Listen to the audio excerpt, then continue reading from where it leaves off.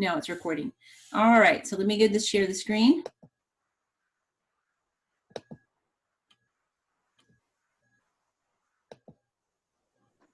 There we go. And okay, so you're asking about questions. Say which one again? Like atoms to mass or? Yes, ma'am.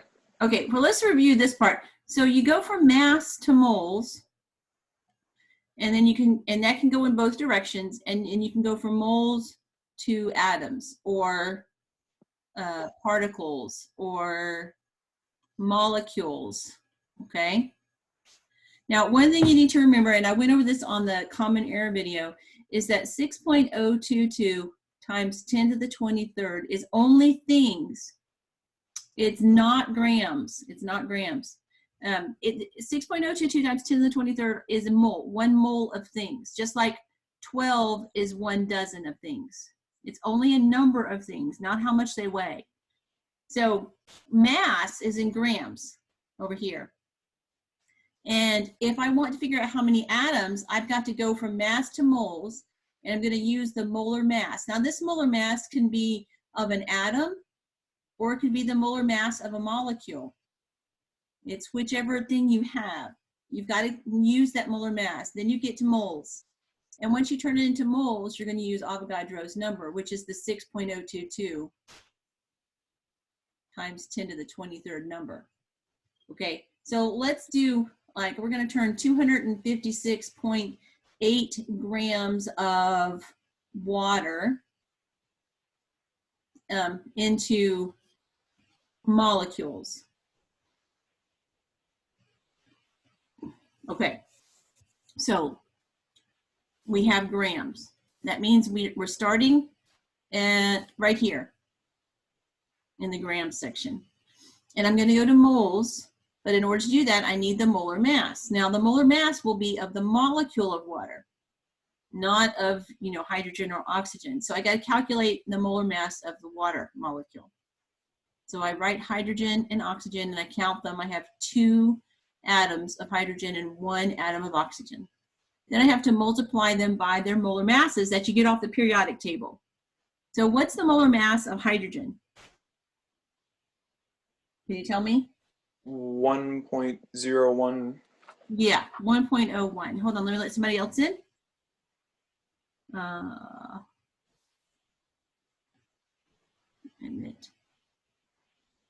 Okay, there's Madison. All right. All right. So 1.01. And what's the molar mass of oxygen? 16.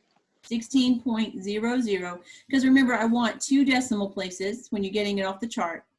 And then you add those up after you multiply. You got to multiply. That's 2.20 and 16. You add that up and you get 18.02. You got to keep 2 decimal places. Now, remember, when you're adding, it's place value. So both of them goes to hundredths place. So then it's 18.02 grams per mole. You have to have this part right here because that's the unit. And if you don't write it down there, you're going to lose 1/4 of a point. So always write down the unit. The test, I realized a few minutes ago, is actually on hard copy. It's not on Kia. So that's going to be helpful in some ways. We won't have to worry about internet issues. But it also means I'll be able to look at everything like this. And if you didn't write this unit down, you'll lose 1/4 of a point. This right here is the molar mass of water. And so MM is just abbreviation for molar mass. Hey, Madison, you there? Yes, ma'am. All right. So he was just asking me about converting grams to molecules. So we're just kind of going through this process, okay? Okay. All right, so we've got the molar mass, and so I can do the first step. So you always start with what's given to you. So we're given this amount. So you have to start with the amount given. This is the measured value, and it's good to write grams of water, and it will be even more important to write the molecule down as we move into section 9B, which is you'll start this week. So this is the given. You cannot start with the conversion factor, because if you start with the conversion factor, you're going to end up multiplying when you should have divided, and vice versa. And also, see, I'm putting my grams there, and I know that I want to get rid of grams. So this is the molar mass, and this molar mass is also a conversion factor, and that's what I'm going to put here, a conversion factor. So it's either 18.02 grams in 1 mole, that's what it is up there, or you could write it as 1 mole is 18.02 grams. They're equal amounts. So since I want grams to cancel, I got to use this version of it. So I put 1 mole on top and 18.02 grams on the bottom, and now I can cancel out my units, grams and grams. Now, if I stopped my math right now, all I did was take this number, 256.8, and divide by 18.02, I would know how many moles I have. But this asks for molecules. So I have to go one more step. I've got to go from here to here, from moles to atoms, in this case to molecules. So I need to use Avogadro's number. Now Avogadro's number, 6.022 times 10 to the 23rd, is atoms or molecules in 1 mole. Or 1 mole is how many things? 6.022 times 10 to the 23rd atoms. Or, in this case, I don't have atoms, I have molecules.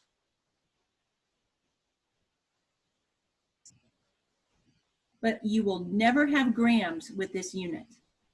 Okay, that was a big common error on this quiz. So now I want to turn my moles into molecules. So I'm going to need to use this one because it has the molecules on the top and moles on the bottom, and I need to cancel. So I put 6.022 times 10 to the 23rd molecules in 1 mole. And now I can cancel out my units. Let me do that. Moles are canceling with moles. So now I have molecules, and I have to just put it in my calculator. Now, if you show me all this work and you give me the wrong answer, you'll get like 1/4 of a point off because of calculator error. Just be careful on how you're putting it in. So I'm going to put it in my calculator, and you guys do the same thing. Hopefully you have your calculators in front of you. So 256.8, I'm going to divide by 18.02, and then since 6.022 is at the top, I got to multiply by 6.022, second function, then the double E, and then 23, enter. And all right, I've got an answer. So I'd like for both of you to do it. And so Mason, since you asked me this question, what answer did your calculator come out to be? 8.58 E24. All right, first of all, you need more significant figures than that. So 8.58, what else? Give me the 185. 185. Okay, and the E24. Now, E means times 10, so you don't put the E. If you put an E, that's the wrong notation. E means times 10 to the 24th power. Okay, this is a good raw number, but we have to do sig figs. The significant figures come from the very first number. That's the measured number. So there are 4 significant figures here, so I need 4 in my answer. 1, 2, 3, 4.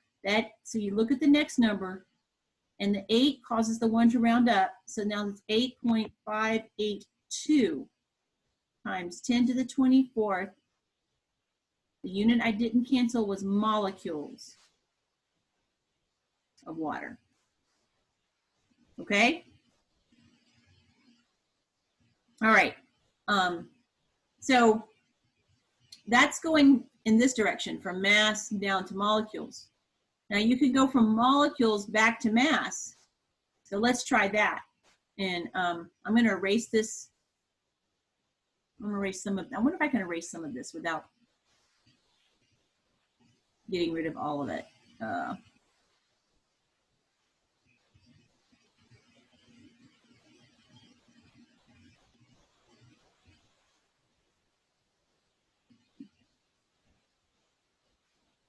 All right, I'm getting there.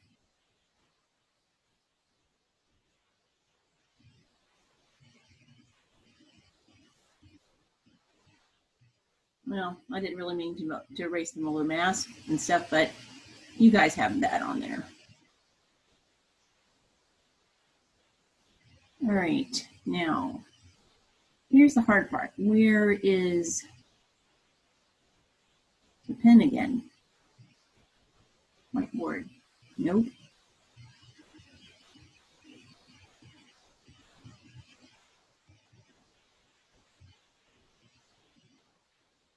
Sorry, it takes me a minute. I've done it only like one time, been able to clear it and get it all back. There it is. Okay. So now let's say I have 7.6 times 10 to the 14th molecules of water. And I want to know how many grams that is. So in this case, I'm starting over here in molecules. So I'm going to go from molecules of water to moles of water. So I'm going to write down again what I'm given. 7.6 times 10 to the 14th molecules. And it's very important you write the unit. All right, I need Avogadro's number to get to this side. Well, this time I'm going to use, I'm trying to get to moles. So I need the mole to be on top and Avogadro's number on the bottom. Y'all understand this part? Yes, ma'am. All right. Yes, ma'am. So good. Now I have moles, and I want to go from moles to mass. So I need the molar mass, and I already calculated the molar mass right here. And since I want mass this time, the grams go on top, and the 1 mole goes on the bottom. And now I just cancel my units. So molecules cancels with molecules, moles cancels with moles, grams is my leftover unit, and that's what I'm asking for. And now I just put it in my calculator. This divided by this times this. This is when it's really important that you use that function, that second function button. So both of you guys try this, and let's see what numbers we get. And this time, Madison, I'm going to have you tell me the number.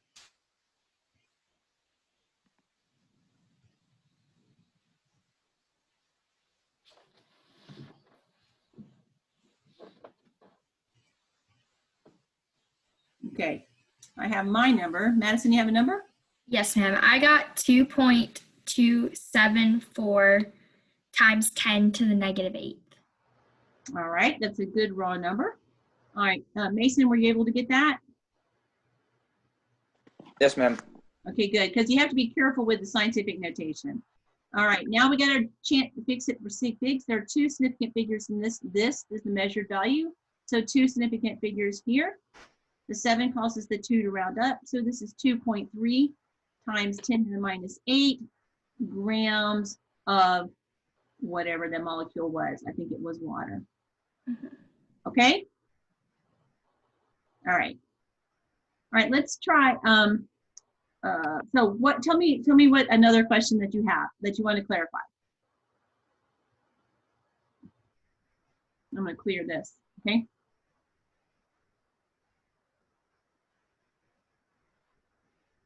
All right, you'll have a specific question, Mason, another one, or Madison, either. Could we just do a, oh, wait, you first, Madison.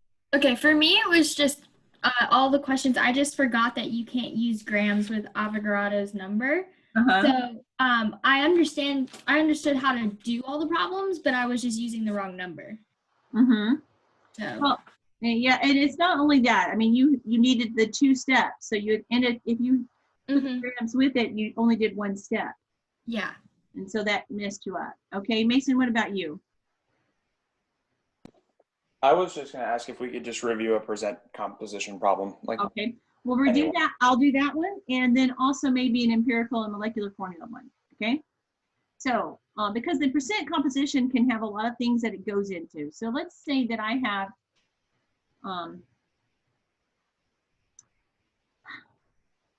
hold on, I got to make sure I'm not using one that's actually on the test, because you know that'd be bad. Okay, here's one that's not on the test. All right, AgNO3.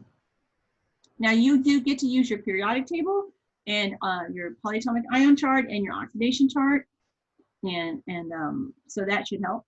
So here, what is the percent composition of this? All right, so to do that, I list out all the atoms again. And there's 1 silver, 1 nitrogen, and 3 oxygens. I multiplied them all by their molar mass. And the molar mass I get off the periodic table. Now, I don't know silver, so I'm going to look at a periodic table and get that. Silver is 107.87. It's a larger molecule. Nitrogen is 14. Nitrogen is 14.01 and oxygen is 16. Remember, I want how many decimal places off the periodic chart? Dose. 2. Yeah. All right. So multiply it out. So you need to show this. Don't cut this. Don't shortcut this. Show all the steps. Multiply it out. 107.87, 14.01, and then 3 times 16 is 48. And then you add it together, and that's your molar mass of silver nitrate. So 107.87 plus 14.01 plus 48. I get 169.88 grams per mole. That's the molar mass. Okay? The molar mass is how much the whole thing weighs. So this is the whole. And to do percent composition, or to do any percent, it's the part divided by the whole times 100. So this right, these are the parts. So this divided by the whole all the way down. And then I have to multiply it by 100 all the way down. Okay, I'll do the first one, and Mason, you do the second one, and Madison, you do the third one, okay?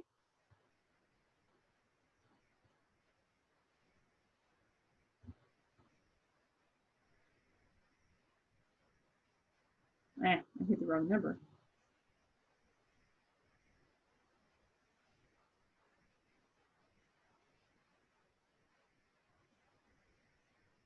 Okay, for the first one, I got 63.497. And I want, since this has, I really just want 2 decimal places for these. So 63.50%. Okay, so Mason, what'd you get for the next one? I got 8.25%. Okay, and Madison? I got 28.255, which is 28.26%. Okay, those sound reasonable. Now, one way to check it is add them all together, and they should be about 100%. Because this is like, if I have 100% of it, 63.5% comes from silver, and that makes sense, because see how heavy it is? And it would make sense that this would be less, 48%. So let's add these 3 together and see if it's close to 100.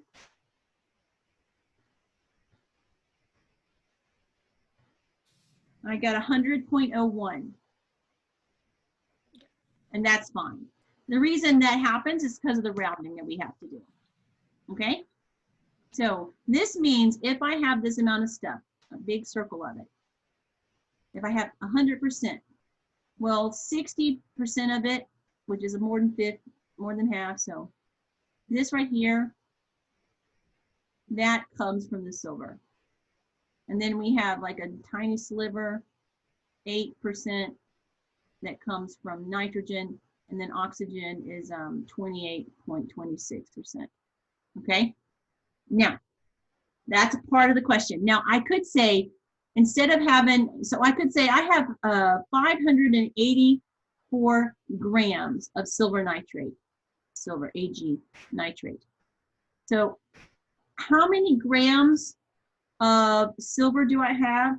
How many grams of nitrogen do I have? How many grams of oxygen do I have? All right, in order to do these, you have to know the percent composition. You have to know what part of it is silver. And we just calculated that, okay? So I'll do silver.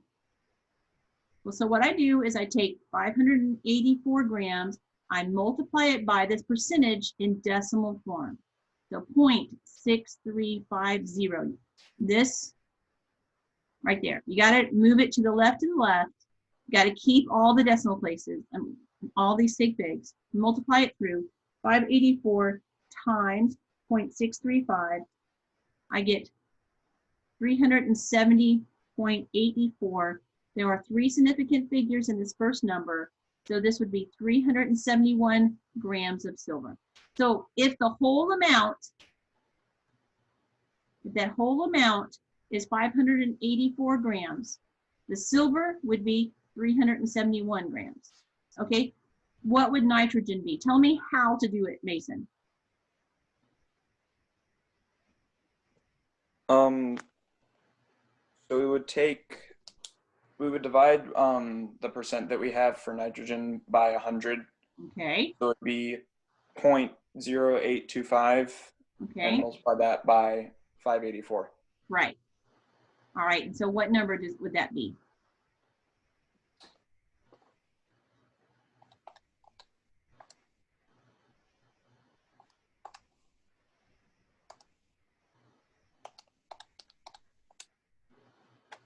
$481.8. Now, what'd you say? 481.8. Does that make sense to you? 481.8? That's more than this.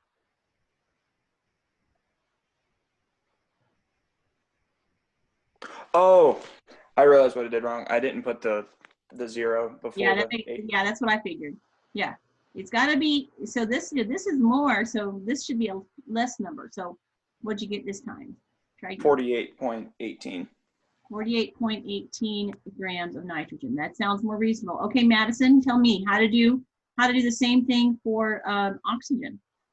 So you want to take the percent composition of oxygen and turn it into a decimal, not a percent. So you move the decimal to the left 2 places. So it's 0.2826 times 584. Right. And what number did you get? You get 165.0384, which is 165.04 grams of oxygen. Yes, perfect.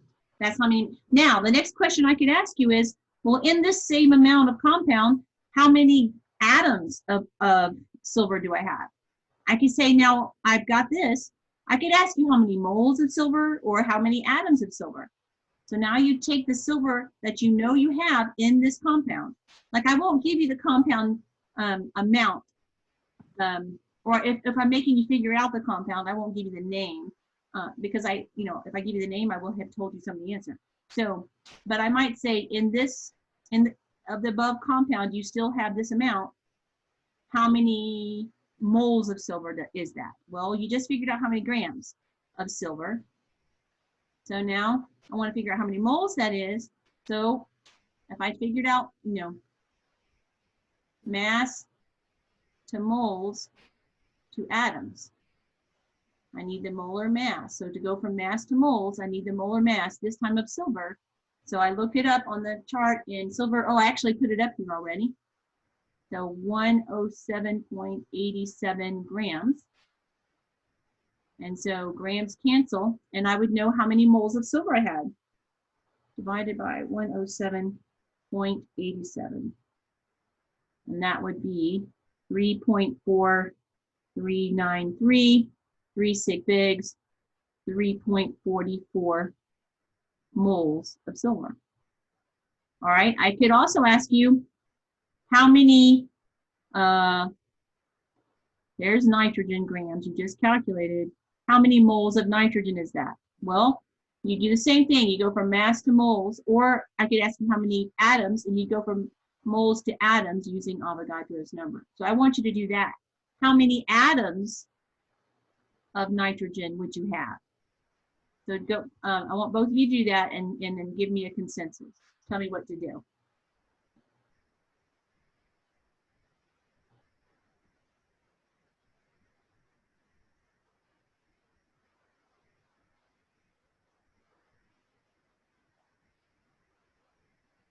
When you have an answer, let me know.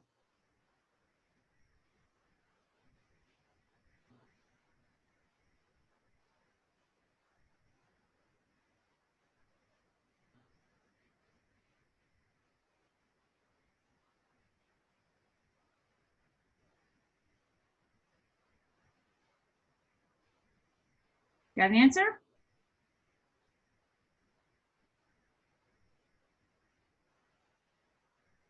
Almost. Okay.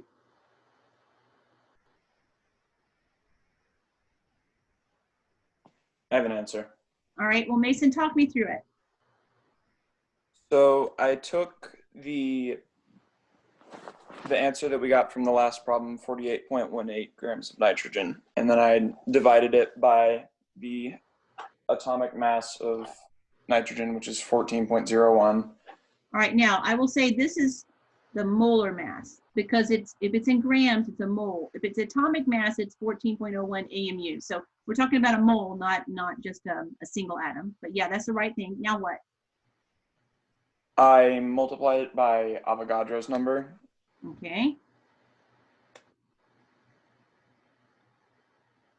It should be atoms over 1 mole. Is that what you did?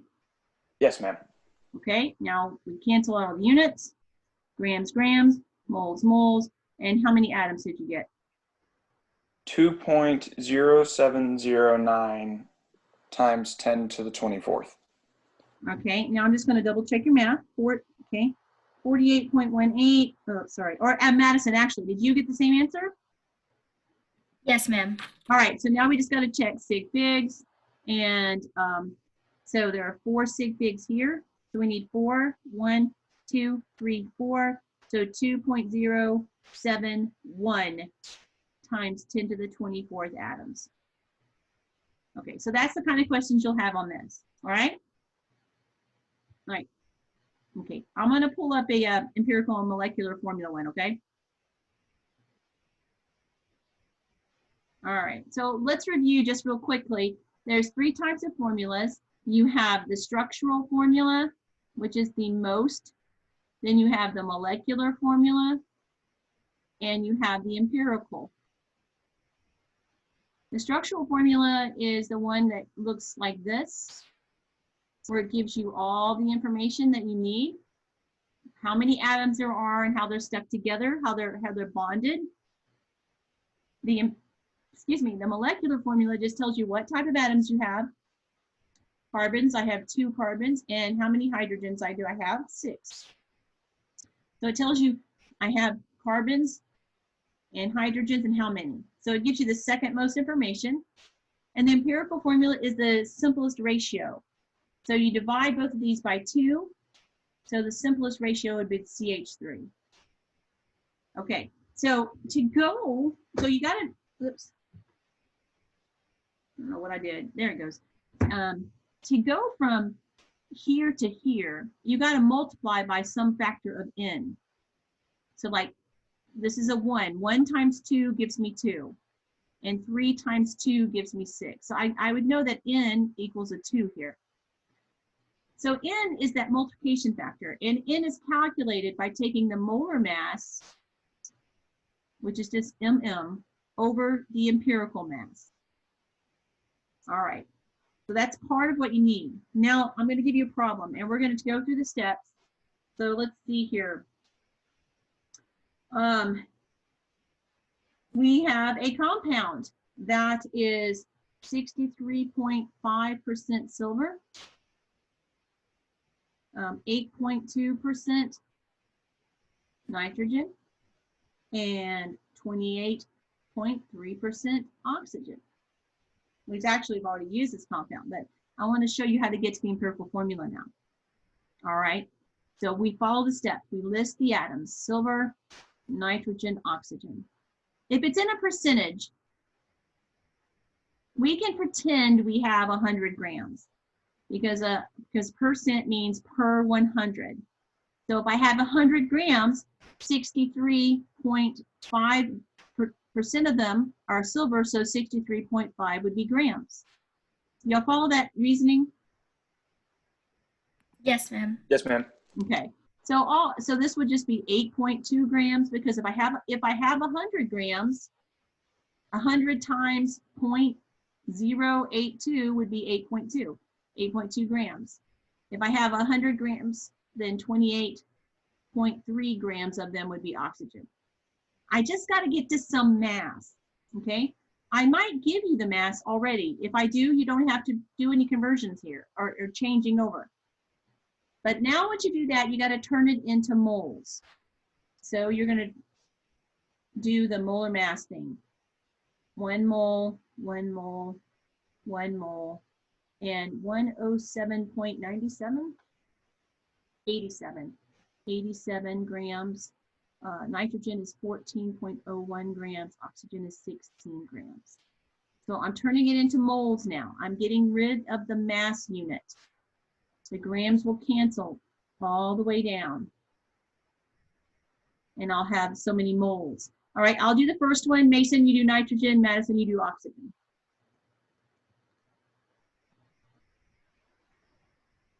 Oh, 7.87. All right, this one is 0.58.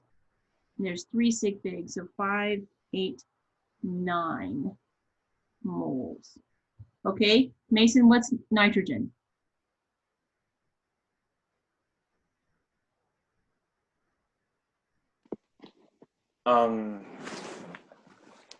So I took the molar mass of nitrogen, or no, I took 8.2 and divided it by the molar mass of nitrogen. Uh-huh.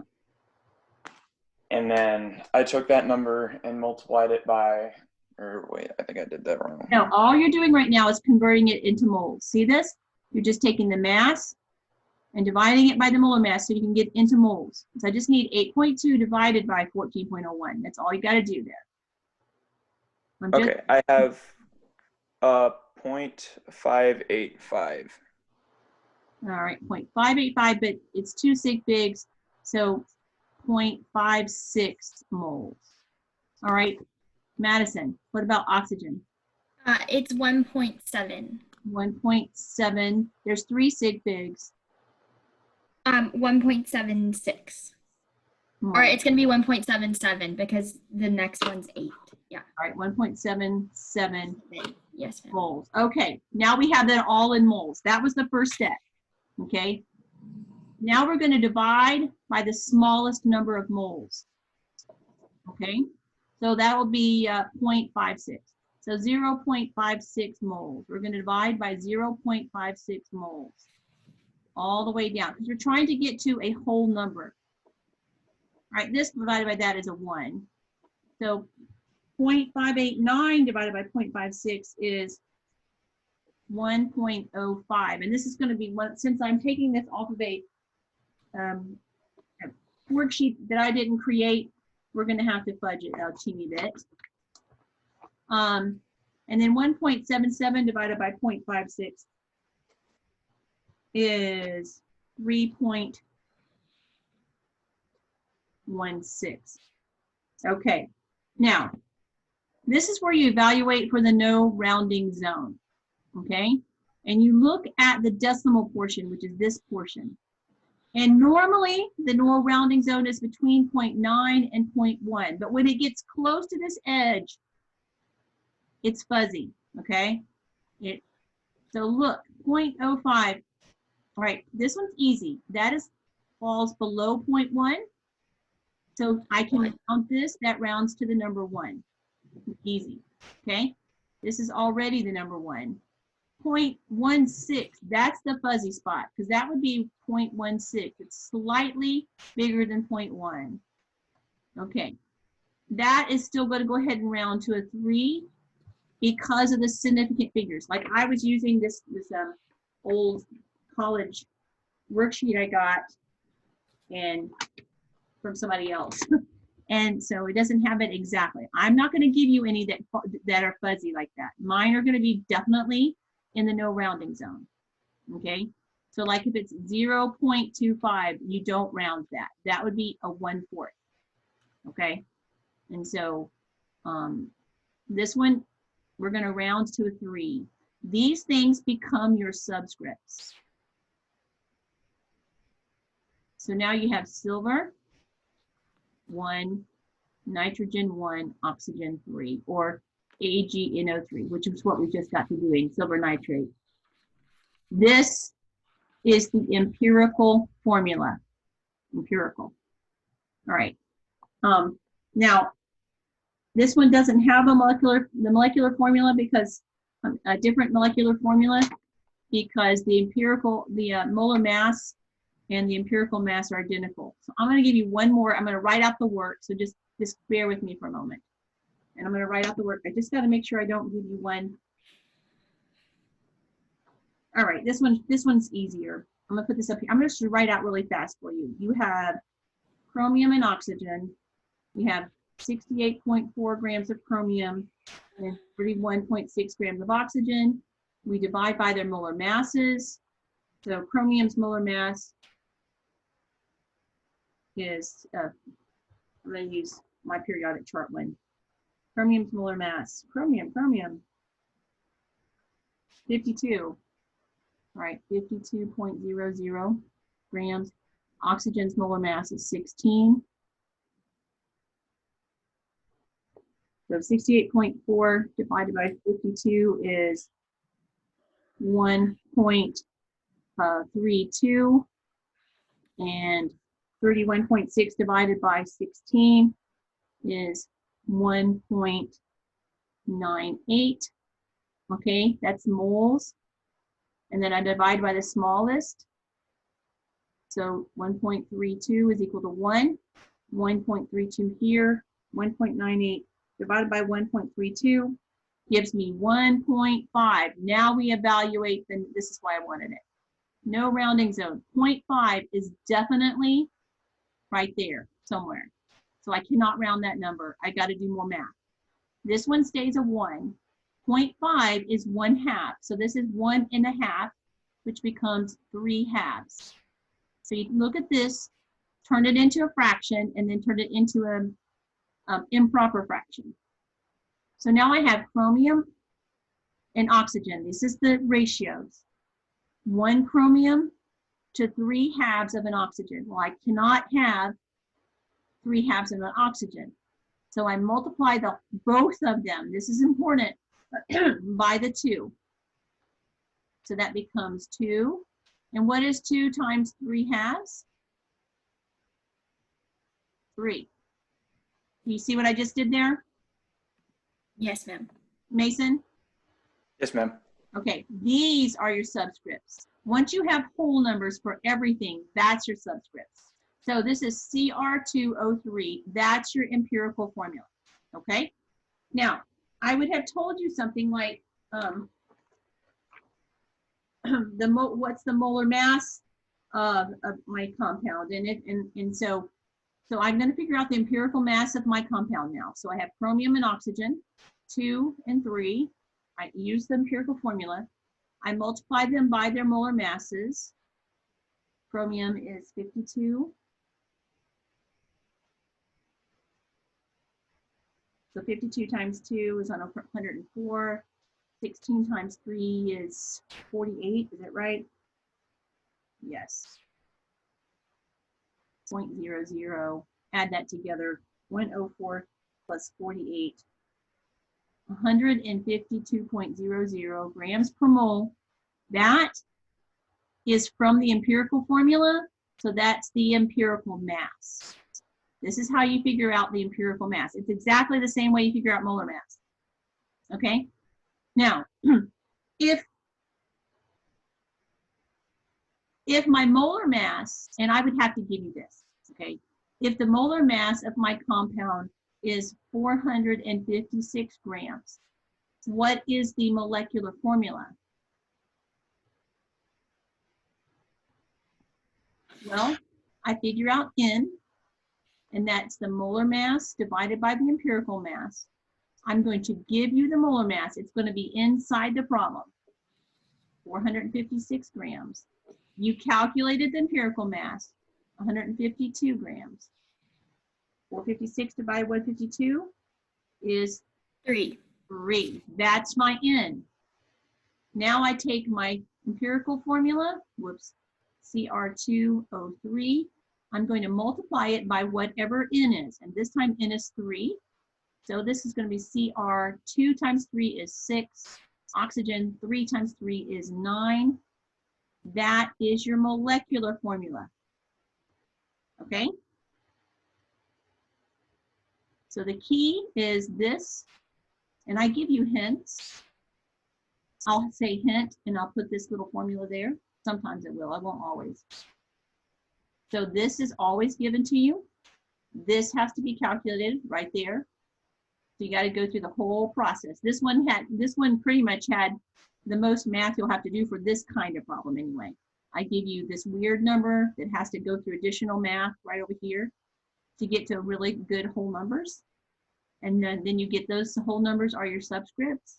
You take your subscripts and you turn it into masses so you can get the empirical mass. Then you divide, you get your multiplication factor and multiply all the subscripts by that multiplication factor to get the molecular formula. Okay? Sometimes N can be 1. And in that case, the empirical mass, you have to calculate it out for me and let me see it. The empirical mass and the molar mass will end up being the same exact number. All right. If you haven't done it, I highly recommend you do the extra credit. I know it's 3 points, but it's 3 points that's really going to help you. Do I have any other questions? No, ma'am. I'm okay. Thank you, though. Okay. No, ma'am. Okay. All right. Well, we're going to stop it here. I'm going to probably upload this to YouTube, and so anybody else can look at it. Do the extra credit and watch that common errors video before tomorrow, and I'll see you then. Okay. All right. Bye. Bye. Thank you.